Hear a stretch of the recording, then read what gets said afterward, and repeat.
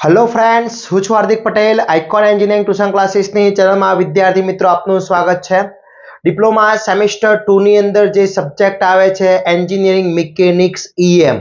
Okay, તો આ જે સબ્જેક્ટ છે કોર સબ્જેક્ટ છે, એટલે બહુ ઇમ્પોર્ટન્ટ સબ્જેક્ટ છે। કઈ કઈ બ્રાન્ચની અંદર આવે છે તો મિકેનિકલ, સિવિલ, ઓટોમોબાઈલ, મેકાટ્રોનિક્સ, ફાઇબર્સની અંદર, એન્વાયરમેન્ટ એન્જિનિયરિંગ, તો ઘણી બધી બ્રાન્ચની અંદર વિદ્યાર્થી મિત્રો આ સબ્જેક્ટ આવે છે। તો આજે આપણે આ સબ્જેક્ટની સિરીઝ સ્ટાર્ટ કરીએ છીએ વિદ્યાર્થી મિત્રો। આમાં chapter number 1 basic of mechanics. વિદ્યાર્થી મિત્રો ચેનલ ઉપર નવા હોય તો ચેનલને સબસ્ક્રાઇબ કરી દેશો, બેલ આઇકોન ઓન કરી દો જેથી નવા વિડીયો આવે તરત જ નોટિફિકેશન આવી જશે। વિદ્યાર્થી મિત્રો ઓલરેડી મેં ઈએમ ના પહેલા પણ વિડીયો બનાવેલા છે, એ પણ ઇમ્પોર્ટન્ટ વિડીયોઝ છે। આ વખતે આપણે પણ નવી સિરીઝ જે સ્ટાર્ટ કરી છે એની અંદર પણ આપણે વિડીયોઝ બનાવવાના છે દરેક ચેપ્ટર વાઇઝ। ઓકે, તો ચેનલ ઉપર નવા હોય તો ચેનલને સબસ્ક્રાઇબ કરી દેશો, બેલ આઇકોન ઓન કરી દો જેથી નવા વિડીયો આવે તરત જ નોટિફિકેશન આવી જશે। બીજું ખાસ ઇમ્પોર્ટન્ટ કે WhatsApp ગ્રુપની અંદર સુધી જોઈન નથી તો ફટાફટ જોઈન થઈ જશો જેથી અમે જે પણ ઇન્ફોર્મેશન તમારી સુધી પહોંચાડી શકીએ। જે ઇન્ફોર્મેશન અમારે તમને પહોંચાડવી છે એ વાયા મીડિયા અમે WhatsApp થ્રુ પહોંચાડીએ છીએ, તો પહેલા WhatsApp ગ્રુપની અંદર એડ થઈ જશો જેથી દરેક ઇન્ફોર્મેશન તમને મળતી રહેશે। ઓકે, અને બીજું ખાસ કે એન્જિનિયરિંગ મિકેનિક્સનો આખો કોર્સ આપણે ઓલરેડી લોન્ચ કરેલો છે જેની લિંક ડિસ્ક્રિપ્શનમાં મૂકેલી છે। જે વિદ્યાર્થી મિત્રો ઈએમ નો કોર્સ પરચેસ કરવા માંગતા હોય એ લોકો નીચે ડિસ્ક્રિપ્શનમાં લિંક છે ત્યાંથી કોર્સ પરચેસ કરી શકે છે અને એડવાન્સ લેવલની તૈયારી કરી શકે છે। ઓકે, હવે વિદ્યાર્થી મિત્રો પહેલા તો ઈએમ ની અંદર શું રિક્વાયરમેન્ટ રહેશે તો ઈએમ ની અંદર એન્જિનિયરિંગ મિકેનિક્સની અંદર એક તમારું કેલ્સી જોવું છે, પ્રોગ્રામેબલ એટલે કે સાયન્ટિફિક કેલ્સી ની રિક્વાયરમેન્ટ રહેશે। હું જ્યારે પણ એક્ઝામ્પલ અહીંયા જરૂર પડશે એ પ્રમાણે હું અહીંયા તમને કેલ્સીનો યુઝ કરતા પણ શીખવાડવાનો છું। ક્લિયર? ઓકે, તો આપણે કેલ્સીનો કઈ રીતના સાયન્ટિફિક કેલ્સી યુઝ કરવું એ પણ હું અહીંયા તમને શીખવાડીશ વિદ્યાર્થી મિત્રો। જેમ જેમ આપણે આગળ વધતા જઈશું એમ દરેક સ્ટેપ આપણે અહીંયા તમને શીખવાડતા જઈશું। ઓકે, બીજું ખાસ ઇમ્પોર્ટન્ટ વિદ્યાર્થી મિત્રો થિયરી પણ એટલી જ ઇમ્પોર્ટન્ટ છે જેટલું તમારે એક્ઝામ્પલ ઇમ્પોર્ટન્ટ છે ખાસ। ઓકે, આપણે સ્ટાર્ટ કરીએ। ચેપ્ટર નંબર 1 તમારું જે છે એ 6 માર્ક્સનું પૂછાતું હોય છે। ઓકે, તો વિદ્યાર્થી મિત્રો 6 માર્ક્સની અંદર પહેલું જે ચેપ્ટર છે એની અંદર થોડી બેઝિક વસ્તુ સમજી લઈએ। શું છે બેઝિક વસ્તુની અંદર તો વ્યાખ્યાઓ ખાસ પૂછાતી હોય છે। વ્યાખ્યાઓની અંદર સમજીએ શું છે વ્યાખ્યાઓમાં ડેફિનેશન કઈ રીતનું હોય છે તો ડેફિનેશનની અંદર વાત કરીએ વિદ્યાર્થી મિત્રો।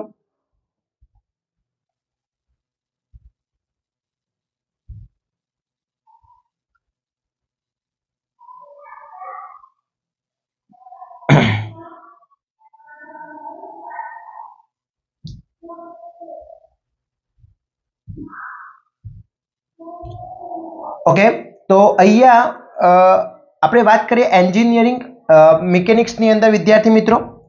તો આ જે એન્જિનિયરિંગ મિકેનિક્સની અંદર જે પહેલી જ વ્યાખ્યા છે what is the meaning of engineering mechanics. Engineering યંત્ર વિજ્ઞાન શું છે, એન્જિનિયરિંગ મિકેનિક્સ છે શું તો વિદ્યાર્થી મિત્રો સિમ્પલ ભાષામાં એવું કહી શકીએ કે કોઈ પણ સિદ્ધાંતનો ઉપયોગ કરીને એન્જિનિયરિંગનો ઉકેલ લાવવામાં આવે એને આપણે એન્જિનિયરિંગ મિકેનિક્સ કહીએ છીએ। ક્લિયર? કે યંત્રશાસ્ત્રનો નિયમ અને સિદ્ધાંતનો ઉપયોગ કરી જેમાં એન્જિનિયરિંગ પ્રશ્નો ઉકેલવામાં આવે છે તેને આપણે શું કહીએ છીએ એપ્લાઇડ સાયન્સ, અને આ શાખાને એન્જિનિયરિંગ મિકેનિક્સ એટલે કે એન્જિનિયરિંગ યંત્ર વિજ્ઞાન કહેવામાં આવે છે।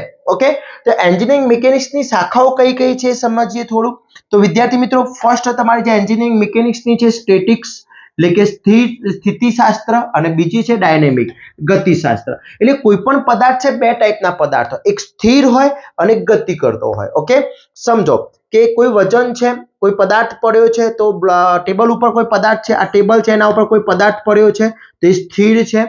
જ્યારે અહીંયા કોઈ વ્હીકલ છે, કાર જઈ રહી છે તો એ ગતિ કરતી છે। તો બે ટાઈપના છે સ્ટેટિક એન્ડ ડાયનેમિક। વ્યાખ્યા પૂછાય છે 100% જીટીયુ ના પેપરમાં હશે।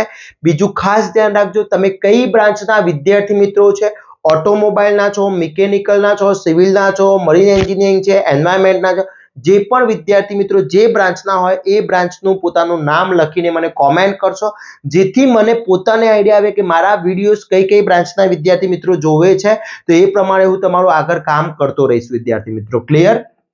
ઓકે, તેની વ્યાખ્યા છે જેમાં સ્થિર વસ્તુ પર લાગતા બળો તેની અસરનો અભ્યાસ કરવામાં આવે છે। એટલે કે કોઈ પદાર્થ સ્થિર છે અને એના ઉપર જે ફોર્સ લાગે છે એ ફોર્સનો અભ્યાસ કરતી શાખાને કહેવામાં આવે છે સ્થિતિશાસ્ત્ર। જેમ કે ડેમ પર લાગતા બળો તેની અસર, કોઈ પણ ડેમ છે, પાણીનો ડેમ છે, નર્મદા ડેમ છે તો એના ઉપર ઘણા બધા ફોર્સ લાગતા હોય છે, સ્થિર વસ્તુ છે પણ ફોર્સ તો લાગતું હોય છે તો એને કહેવામાં આવે છે સ્ટેટિક એટલે કે સ્થિતિશાસ્ત્ર। બીજું છે ડાયનેમિક એટલે કે ગતિ કરતું શાસ્ત્ર।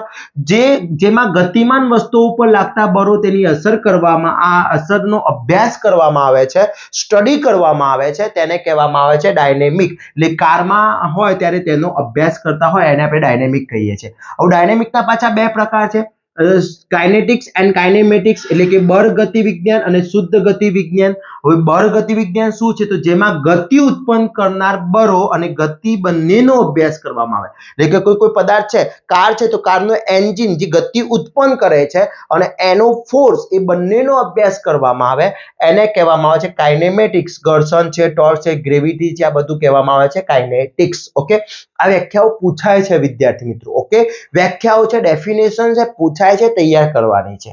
ક્લિયર? ઓકે, જેમાં માત્ર બળોથી ઉત્પન્ન થતી ગતિનો અભ્યાસ, ફક્ત ઓનલી ફોર ગતિ, મોશનનો જ અભ્યાસ કરવામાં આવે, ઓનલી મોશન. ઓકે, તો એને કહેવામાં આવે છે કાઇનેમેટિક્સ. ક્લિયર? ઓકે, તો આટલી વસ્તુ આ વ્યાખ્યાઓ છે, યાદ રાખી લેવાની છે. ક્લિયર? ઓકે, ચલો એના પછીના નેક્સ્ટની વાત કરીએ આપણે. કયા મેઇન ઇમ્પોર્ટન્ટની વાત છે? તો એના પછી છે મિકેનિક્સ. કયા છે ભાઈ? કે મિકેનિક્સના પાયા, ફંડામેન્ટલ ઓફ મિકેનિક્સની અંદર કયા છે એ વાત કરી દઈએ આપણે અહીંયા. તો એ જે છે વિદ્યાર્થી મિત્રો, ફંડામેન્ટલ ઓફ મિકેનિક્સ છે તમારા, કે જે ફંડામેન્ટલ ઓફ મિકેનિક્સ કહી શકાય. કયા મિકેનિક્સ છે એ જોઈ લઈએ વિદ્યાર્થી મિત્રો. ઓકે, તો અહીંયા છે મિકેનિક્સના પાયાનો સિદ્ધાંત કયા છે? તો સમાંતર બાજુ ચતુષ્કોણનો નિયમ છે, એ ખાસ છે એક. પછી બીજો છે બળ સંચાલનનો નિયમ છે, એટલે કે બળ સંચાલનનો નિયમ તમારો મોસ્ટ ઇમ્પોર્ટન્ટ છે. ઓકે, પછી બળના આધ્યારોપણનો નિયમ છે. આ બધા નિયમો, ન્યૂટનની ગતિનો પહેલો નિયમ છે, બીજો નિયમ છે. હવે સમાંતર બાજુ ચતુષ્કોણનો નિયમ શું કહે છે? કોઈ એક બિંદુ આગળ લાગતા એક પ્રકારના બે બળો સમાંતર બાજુ ચતુષ્કોણની બંને પાસેની બાજુ વડે દિશા અને મૂલ્ય દર્શાવવામાં આવે તો આ બંને બળોને છેદન બિંદુમાંથી પસાર થતો વિકિરણ પરિણામી બળની દિશા અને મૂલ્ય દર્શાવે છે. એટલે શું કહે છે સમજો, સિમ્પલ લેંગ્વેજ છે કે કોઈ એક બિંદુ પરથી અલગ અલગ દિશામાં બે ફોર્સ લાગે છે, એમાંથી પાસેની બાજુ વડે દર્શાવવામાં આવતો વિકિરણ, આ વિકિરણ છે એ એની બળની દિશા અને મૂલ્ય સૂચવે છે, આર અને થીટા સૂચવે છે. આનું તમને સેકન્ડ ચેપ્ટરની અંદર એક્ઝામ્પલ પૂછાય છે. એનું સૂત્ર છે તમારું r બરાબર √p² + q² + 2pq cos θ. Okay, આના ઉપર આપણે એક્ઝામ્પલ જોવાના છે સેકન્ડ ચેપ્ટરની અંદર. ઓકે, તો આ તમારે યાદ રાખવાનો છે. ઓકે, પછી બળ સંચાલનનો નિયમ શું છે? કે કોઈ જડ પદાર્થ પર એક બિંદુએ બળ લાગતું હોય તો તેની બળની અસર બળની કાર્ય રેખા ઉપર થતી હોય છે. ઓકે, એક સરખી થતી હોય છે, જેને બળ સંચાલનનો નિયમ કહે છે. બળ આધ્યારોપણનો નિયમ એવું કહે છે કે કોઈ એક વસ્તુ છે એ સ્થિતિમાં ફેરફાર ન થાય તેવી રીતે સમતુલ્ય બળ સમૂહ ઉમેરી શકાય અથવા દૂર કરી શકાય. સિમ્પલ લેંગ્વેજ છે કે ધારી લો કે અહીંયા બે વ્યક્તિ બેઠા છે, આપણે પેલું સ્લાઇડર વાળું હોય છે, બે ત્રાજવા છે, સમજી લો અહીંયા બે ત્રાજવા છે, એક ત્રાજુ ને બે ત્રાજવા છે, અહીંયા બંને સેમ છે, તો અહીંયા હું 10 કિલોગ્રામ વજન મૂકું અને હું અહીંયા 10 કિલોગ્રામ બંનેમાં વજન મૂકીશ. બે ત્રાજવા છે, આમાં 20 કિલોગ્રામ વજન છે, આમાં 20 કિલોગ્રામ છે. હવે આમાં હું 5 કિલોગ્રામ એડ કરું છું, આમાં 5 કિલો એડ કરું છું, તો કોઈ ફેરફાર થશે વિદ્યાર્થી મિત્રો? નહીં થાય. ઓકે, બંનેમાંથી 5 કિલો કાઢી લઉં છું સરખું, તો કોઈ ફેરફાર થશે? નહીં થાય. તો નિયમ એ જ કહે છે કે કોઈ વસ્તુ ઉપર સ્થિતિમાં ફેરફાર ન થાય તેવી રીતે સમતુલ્ય બળ ઉમેરી શકાય છે અથવા દૂર કરી શકાય છે, જેને બળનો આધ્યારોપણનો નિયમ કહેવામાં આવે છે. આ બધા નિયમો યાદ રાખવાના છે, પૂછાય છે, એક બે માર્ક્સની અંદર પૂછી શકે છે. પછી ન્યૂટનની ગતિનો પહેલો નિયમ શું છે? કોઈ પદાર્થ પર બાહ્ય બળ ન લાગે ત્યાં સુધી સ્થિર પદાર્થ સ્થિર અને ગતિમાન પદાર્થ ગતિમાન રહે છે. ફેન છે એને જ્યાં સુધી તમે સ્ટોપ નહીં કરો, સ્વિચ બંધ નહીં કરો, ત્યાં સુધી ચાલુ જ રહેશે. ઓકે, કોઈ પણ ગાડી છે એને બ્રેક નહીં મારો તો સ્ટોપ નહીં થાય, રેસ નહીં આપો તો દોડશે નહીં. એટલે કોઈ પણ પદાર્થ છે એના ઉપર કોઈ ફોર્સ આપવામાં આવે તો એ ગતિમાન પદાર્થ ગતિમાં રહેશે અને સ્થિર પદાર્થ સ્થિર રહેશે, જ્યાં સુધી ફોર્સ નહીં આપે ત્યાં સુધી, બાહ્ય બળ આપવામાં ન આવે ત્યાં સુધી. હવે બળ એટલે શું? બળની વ્યાખ્યા શું થાય? તો કોઈ એક બાહ્ય એવો એજન્ટ કે જે સ્થિર પદાર્થને ગતિમાં લાવે છે અને ગતિમાન પદાર્થને સ્થિરમાં લાવે છે. બળની ફોર્સની વ્યાખ્યા શું થાય? કે કોઈ પણ પદાર્થ એક એવો પદાર્થ છે કે કોઈ એક બાહ્ય એવું એજન્ટ છે, એક એવું વસ્તુ છે કે જે શું કરે છે? સ્થિર પદાર્થ એને ગતિમાં લાવે છે અને ગતિમાન પદાર્થ શું કરે છે? સ્થિર કરે છે. એને બળ કહેવામાં આવે છે. વિદ્યાર્થી મિત્રો, આ EM સબ્જેક્ટ છે ને બહુ ઇમ્પોર્ટન્ટ છે તમારા માટે. આગળના સેમેસ્ટરમાં બહુ ઇમ્પોર્ટન્ટ વસ્તુ છે, એટલા માટે ખાસ સમજો. થિયરી પણ સમજવાની, ગોખવાની નથી. હું તમને એમ કહી દઉં કે આટલું કરી નાખો, ભાઈ કરવાનું તો છે, તમારે જ કરવાનું છે, પણ સમજીને કરીએ એમાં ઘણો ફરક છે. ક્લિયર? ઓકે, ન્યૂટનની ગતિનો બીજો નિયમ શું કહે છે? પદાર્થમાં ઉત્પન્ન થતો પ્રવેગ તેના પર લાગતા બળના સમપ્રમાણમાં હોય છે અને તેની બળની દિશામાં હોય છે. ઓકે, જે દિશામાં ફોર્સ આપવામાં આવે એ દિશામાં કાર્ય થવાનું છે. આ તો ભણીને જ આવે છે 8 9 10 ની અંદર. ક્લિયર? ઓકે, તો આ થઈ ગયા આપણા નિયમો છે. ઓકે, ખાસ ધ્યાન રાખજો. ઓકે, એના પછી વાત કરીએ વિદ્યાર્થી મિત્રો,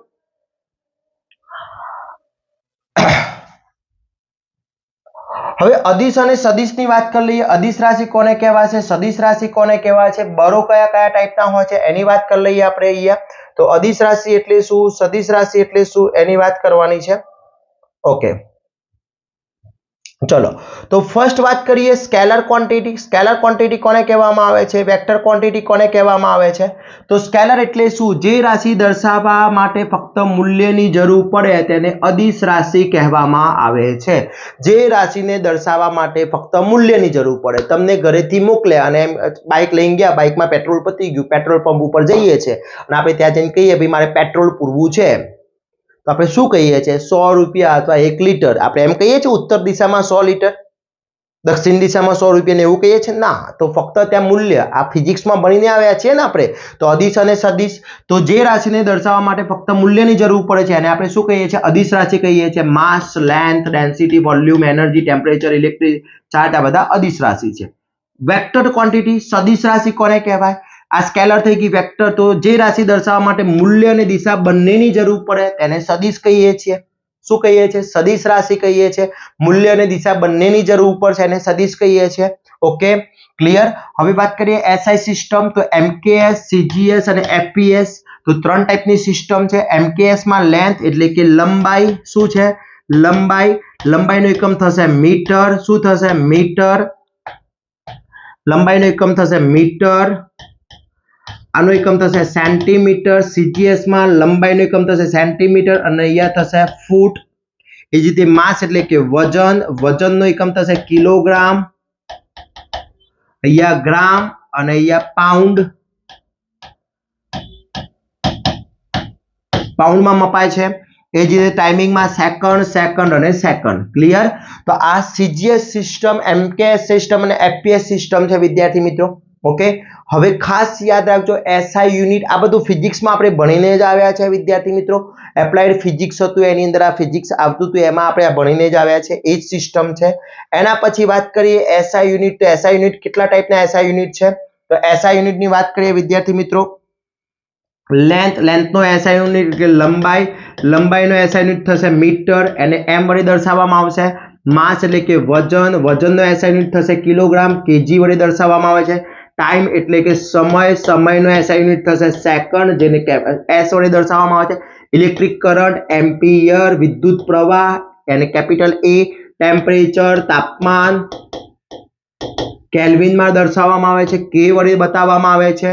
લ્યુમિનસ ઇન્ટેન્સિટી, જ્યોતિ તીવ્રતા, કેન્ડેલા, સીડી વડે દર્શાવવામાં આવે છે. એટમ ઓફ સ્ટ્રક્ચર, તો મોલ એટલે કે દ્રવ્યનો જથ્થો, એમઓએલ, અને ડિગ્રી એંગલ છે રેડિયનમાં દર્શાવવામાં આવે છે. ઓકે, આ બધા થઈ ગયા તમારા એસઆઈ યુનિટ. એસઆઈ યુનિટ યાદ રાખજો. બીજું ફોર્સનો એસઆઈ યુનિટ, અમુક એસઆઈ યુનિટ તમારે જે જરૂરી છે એ એસઆઈ યુનિટ હું તમને કહી દઉં વિદ્યાર્થી મિત્રો. ઓકે, તો આ એસઆઈ યુનિટની અંદર તો પહેલા તો ક્ષેત્રફળ, એરિયા, એરિયાનો એસઆઈ યુનિટ થશે meter per second, meter square. વોલ્યુમનો એસઆઈ યુનિટ થશે મીટર ક્યુબ. પછી ઘનતા રો, તો એનો એસઆઈ યુનિટ થશે કેજી ઇન્ટુ મીટર ક્યુબ. ઝડપ, વેલોસિટી, એનો એસઆઈ યુનિટ થશે મીટર પર સેકન્ડ ઇન્વર્સ. આ બધી જ બુકની અંદર તમને આપેલું છે, એ એસઆઈ યુનિટ જોઈ લેજો. ઓકે, ખાસ ઇમ્પોર્ટન્ટ છે, આમાં ગોખવાનું નથી, સમજવાનું છે. પછી બર, બર એટલે શું? ફોર્સ, ફોર્સનો એસઆઈ યુનિટ શું થશે? ન્યૂટન. આ ખાસ યાદ રાખજો. હવે ન્યૂટન ઉપરથી તમને કહી દઉં કે ન્યૂટનનું કઈ રીતનું હોય છે. તો 1 newton, 1 kilo newton, 1 kilo newton is equal 10⁻³ newton અથવા 1000 ન્યૂટન. આ યાદ રાખજો. ઓકે, હવે મારે 1 ન્યૂટન બરાબર લખવું છે કેટલા કિલો ન્યૂટન? તો 10⁻³ કિલો ન્યૂટન થશે. કેટલા થશે? 10⁻³ કિલો ન્યૂટન. તો ન્યૂટન, કોઈ પણ ફોર્સ લઈશું એ ન્યૂટનમાં લઈશું, અંતર લઈશું mm માં અથવા મીટરમાં લઈશું. જો ન્યૂટનમાં લઈએ છીએ તો mm માં લઈશું, કિલો ન્યૂટનમાં લઈશું તો મીટરમાં લઈ શકીએ છીએ. આ બધી વસ્તુ આપણે એક્ઝામ્પલમાં શીખવાની છે વિદ્યાર્થી મિત્રો. ક્લિયર?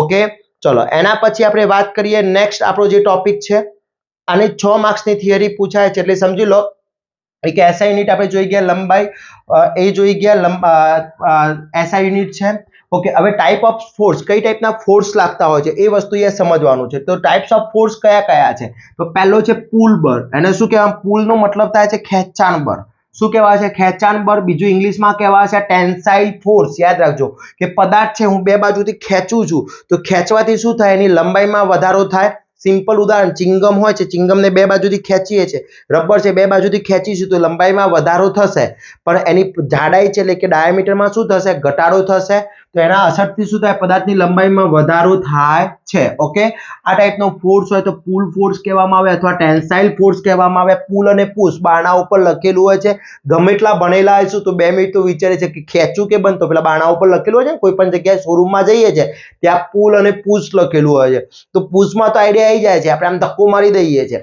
પણ પછી પુલ હોય તો આમ ખેંચવા જઈએ કાં તો ધક્કો પણ પુલનો મતલબ થાય છે ખેંચવું અને પુશનો મતલબ થાય છે દાબ બળ ઓકે તો અહીંયા પુશ એટલે દાબ બળ એટલે કે બીજું એને કહેવામાં આવે છે કોમ્પ્રેસિવ ફોર્સ શું કહેવાશે કોમ્પ્રેસિવ ફોર્સ ક્લિયર એટલે કે પદાર્થની લંબાઈમાં ઘટાડો થાય અને ડાયામીટરમાં વધારો થાય પછી બેન્ડ એટલે નમન બેન્ડ થઈ જાય અહીંયા કોઈ ફોર્સ લાગે એટલે કોઈ પદાર્થ શું થઈ જશે તમારા રીતનો બેન્ડ થશે એને કહેવાય બેન્ડિંગ ફોર્સ કહેવામાં આવે પદાર્થનું બેન્ડિંગ થાય છે બીમ ઉપર બીમ આપણે પેલી છાજલી હોય છે આમ નમી જાય છે ને એને બેન્ડિંગ કહેવાય કર્તન ફોર્સ એટલે કર્તન ફોર્સનો મતલબ શું કે કોઈ એક લાકડું છે બીજું લાકડા ઉપર આમ જોઈન્ટ કર્યું હોય તો ક્યાંથી કર્તન ફોર્સ લાગશે વચ્ચેથી લાગશે તો એને કહેવાય કર્તન ફોર્સ આ રીતના જે ફોર્સિસ લાગે કર્તન ફોર્સ લાગતું હોય છે અને મરોડ ટ્વિસ્ટ એટલે પેલો કોઈ પેન છે એનો ઉપર આપણે આંટા ફિટ કરીએ છીએ વધારે પડતું આંટા ફિટ કરવા જઈશું તો ત્યાંથી બળી જાય છે તૂટી જાય છે તેને મરોડ ફોર્સ કહેવામાં આવે છે પદાર્થનો મરોડી જવું શાફ્ટ પર લાગતું ટોર્ક ફોર્સ એ મરોડ ફોર્સ છે તો આટલા ટાઈપના ફોર્સિસ છે આપણા ક્લિયર કયા કયા છે ટેન્સાઇલ ફોર્સ કોમ્પ્રેસિવ ફોર્સ પછી છે તમારો bending force shear force and twist force કહે અથવા ટોર્ક ફોર્સ કહી શકાય છે ક્લિયર વિદ્યાર્થી મિત્રો ઓકે એના પછી આપણે વાત કરીએ દર અને વજન શું ફરક છે દર કોને કહેવામાં આવે છે વજન કોને કહેવામાં આવે છે તો દર એટલે શું સમજીએ તો પદાર્થમાં રહેલા દ્રવ્યના જથ્થાને આપણે દર કહીએ છીએ માસ કહીએ છીએ અને જે પદાર્થથી પદાર્થ પૃથ્વીની તરફ ખેંચાય છે તેનું ગુરુત્વાકર્ષણ બળના કારણે જે પદાર્થ ખેંચાય છે એનું વજન કહેવામાં આવે છે હવે જો દર છે એ પૃથ્વી ઉપર મેઝર કરવામાં આવે કે ચંદ્ર ઉપર મેઝર કરવામાં આવે તો સરખું હોય પણ વજન અલગ અલગ હોય છે કારણ કે 6 ગણું વજન ઓછું ત્યાં ચંદ્ર ઉપર હોય છે જો કોઈ વ્યક્તિનું વજન 60 કિલોગ્રામ હોય તો મૂન ઉપર માપવામાં આવે તો એ થઈ જાય છે કેટલું 10 ગ્રામ 10 કિલોગ્રામ કેમ કારણ કે 6 ગણું ઓછું હોય છે તો એના વજનમાં ફેરફાર થાય છે એના દરમાં ફેરફાર થતો નથી દર અદિશ રાશિ છે વજન પણ સદિશ રાશિ છે વજન શું છે સદિશ રાશિ છે તેનો SI યુનિટ કેજી છે તેનો SI યુનિટ ન્યૂટન છે તેનું મૂલ્ય દરેક સ્તરે એક સરખું હોય છે તેનું મૂલ્ય દરેક સ્તરે બદલાતું રહે છે મેં એક્ઝામ્પલ આપ્યું એ પ્રમાણે હાલ તેની જડત્વના કારણે ગતિને અવરોધે છે તે પદાર્થમાં ગતિ પેદા કરે છે આટલો એનો ડિફરન્ટ છે ઓકે પછી બળ પદ્ધતિ કઈ કઈ છે તો અલગ અલગ પદ્ધતિ કઈ રીતના પૂછાતી હોય છે સમજી લો હું આકૃતિ ઉપરથી સમજાઈશ સમતલીય બળો તો એક જ સમતલમાં સમતલ એટલે 3 ટાઈપના સમતલ હોય ખબર છે x અક્ષ હોય આડો x અક્ષ હશે ઊભો y અક્ષ હશે અને આ રીતનો જે અક્ષ લાગતો હોય એ z અક્ષ હોય તો એક જ સમતલમાં એક જ પ્લેનમાં આવેલા બળોને સમતલીય બળ કહેવામાં આવે છે શું કહેવામાં આવે છે સમતલીય બળ ઓકે બીજો પ્રકાર છે સમતલીય સંગામી બળો તો એક જ બિંદુએ લાગતા બળો જો અહીંયા એક જ બિંદુએ બધા બળો લાગે છે P1 P2 P3 એક જ બિંદુએ લાગે છે તો એને કહેવામાં આવે છે સમતલીય સંગામી બળો કહેવામાં આવે છે પછી એક રેખીય બળો એટલે એક જ લાઈનમાં આવેલા હોય શું આવેલા હોય એક જ લાઈનમાં આવેલા હોય એક જ રેખામાં આવેલા હોય એને કહેવામાં છે એક રેખીય બળો સમતલીય સંગામી એટલે એક સમતલમાં આવેલા હોય અને એક જ બિંદુએ લાગતા હોય એક સમતલમાં આવેલા હોય અને એક જ બિંદુએથી લાગતા બળો હોય એવા બળોને કહેવામાં આવે છે સમતલીય સંગામી બળો પછી સમતલીય અસંગામી એટલે એનો મતલબ શું એક સમતલમાં તો આવેલા જ હશે પણ બળો વિરુદ્ધ દિશામાં લાગતા હશે એક ફોર્સે નહીં લાગતા એક આ દિશામાં લાગતું હશે એક આ દિશામાં લાગતું હશે એક આ દિશામાં સમતલ એક જ છે પણ વિરુદ્ધ દિશામાં લાગતા હશે એક ઉત્તરમાં લાગતું હશે એક દક્ષિણમાં લાગતું હશે એક અલગ દિશામાં લાગતું હશે ક્લિયર એના પછી સમતલીય અસંગામી એટલે કે એક જ જુદા જુદા સમતલમાં આ સમતલ અલગ છે, આ સમતલ અલગ છે, આ સમતલ પણ એક જ પોઈન્ટે લાગે છે, તેને કહેવામાં આવે છે અસમતલીય સંગામી બરો. અને અસમતલીય અસંગામી એટલે અલગ અલગ સમતલે હશે અને દિશા પણ અલગ અલગ હશે. ક્લિયર? ઓકે વિદ્યાર્થી મિત્રો.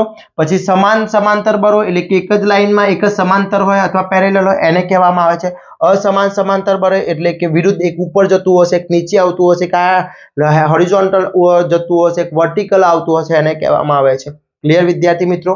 તો આટલા તમારા છે. પછી વાત કરીએ બળનો આધ્યારોપણનો નિયમ. તો મેં તમને સમજાવ્યું એ પ્રમાણે કે બળનો આધ્યારોપણનો નિયમ શું છે કે કોઈ એવી વસ્તુ છે જેની અંદર તમે એક સાથે તમે એડ કરો છો અથવા બળ સમૂહ લઈ લો છો, એના કિંમતમાં ફેરફાર ના થાય, એને આપણે કહીએ છીએ બળ આધ્યારોપણનો નિયમ કહીએ છીએ. તો હવે આમાંથી પૂછાશે શું એ સમજી લઈએ. કયા કયા ક્વેશ્ચન પૂછાશે?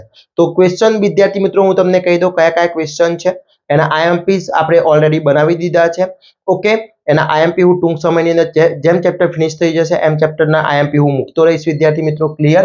તો આની અંદર કયા કયા છે એ સમજી લઈએ આપણે પહેલા. ફર્સ્ટ છે તમારો જે ક્વેશ્ચન મેં તમને કહ્યું એ પ્રમાણે કે આ બધી વ્યાખ્યાઓ છે સ્ટેટિક, ડાયનેમિક, કાઇનેટિક્સ એન્ડ કાઇનેમેટિક્સ, એ વ્યાખ્યાઓ. એના પછી છે સદિશ, પછી અદિશ, પછી વજન અને માસ એટલે કે દર.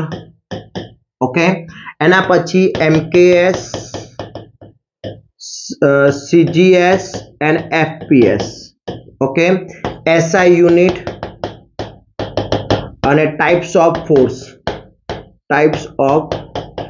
આટલી વસ્તુ તમારે કરી લેવાની છે વિદ્યાર્થી મિત્રો. ક્લિયર? આ ચેપ્ટરમાંથી એટલે તમારું આખું ચેપ્ટર ક્લિયર થઈ જશે. 6 માર્ક્સની થિયરી પૂછાય છે એટલે 3 માર્ક્સની વ્યાખ્યા અને 3 માર્ક્સનો કોઈ ક્વેશ્ચન પૂછી નાખે અથવા ડિફરન્ટ પૂછી નાખે અથવા SI યુનિટ પૂછી નાખે. ક્લિયર વિદ્યાર્થી મિત્રો? હવે આપણે ચેપ્ટર 2 સ્ટાર્ટ કરવાના છે નેક્સ્ટ વિડીયોની અંદર. એની અંદર કેલ્સી કમ્પલસરી લઈને બેસવાનું છે. હું એક્ઝામ્પલ અહીંયા પહેલા થિયરી કરાવીશ, એક્ઝામ્પલ કરાવીશ, જોડે જોડે હું તમને અહીંયા કેલ્સી કેવી રીતના યુઝ કરવાનું છે એ પણ બતાવીશ તમને, અને પછી આપણે એક્ઝામ્પલ કરવાના છે. ક્લિયર વિદ્યાર્થી મિત્રો? તો મારી સાથે જોડાતા રહેશો. ચેનલ ઉપર નવા હોય તો ચેનલને સબસ્ક્રાઇબ કરી દેશો, બેલ આઇકોન ઓન કરી દો જેથી નવા વિડીયો આવે તરત જ નોટિફિકેશન આવી જશે. બીજું ખાસ ઇમ્પોર્ટન્ટ વસ્તુ એ છે કે વોટ્સએપ ગ્રુપની અંદર જોડાવાનું ભૂલશો નહીં. દરેક ઇન્ફોર્મેશન અમે એમાં શેર કરીએ છીએ વિદ્યાર્થી મિત્રો, તો ફટાફટ જોઈન થઈ જશો. અને ત્રીજી ખાસ વસ્તુ કે તમે કઈ બ્રાન્ચના વિદ્યાર્થી મિત્રો છો એ મને લખીને કોમેન્ટ કરવાની છે જેથી મને આઈડિયા આવે કે કેટલા વિદ્યાર્થી મિત્રો કઈ બ્રાન્ચના કઈ કોલેજના વિદ્યાર્થી મિત્રો છે, મને આઈડિયા આવી જશે. ઓકે, અને વિદ્યાર્થી મિત્રો આનો કોર્સ આખો લોન્ચ કરેલો છે, જે ડિસ્ક્રિપ્શનમાં લિંક મૂકેલી છે ત્યાંથી કોર્સ પરચેસ કરી શકો છો અને તૈયારી કરી શકો છો. આવા જ નવા વિડીયો સાથે નવા દિવસે મળીશું. ત્યાં સુધી વિદ્યાર્થી મિત્રો મને રજા આપશો. જય હિન્દ.